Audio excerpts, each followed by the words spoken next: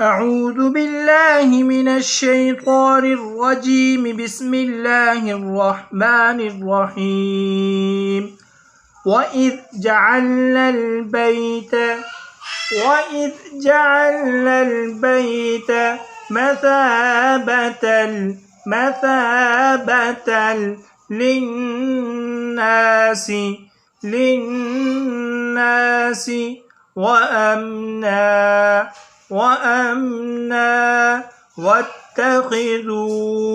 واتخذوا من مقام إبراهيم مصلى وعهدنا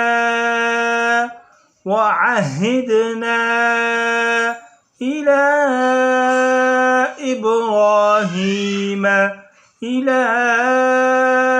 إبراهيم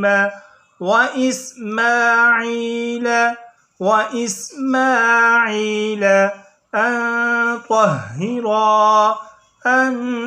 طهرا بيتي للطائفين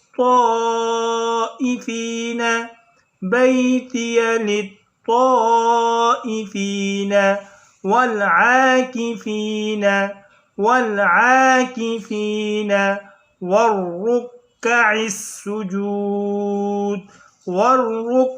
السجود.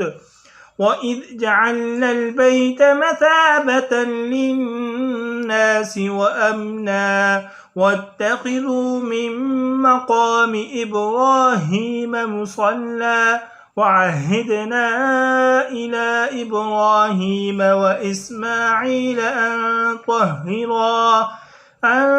طهرا بيتي للطائفين والعاكفين والركع السجود. صدق الله العظيم.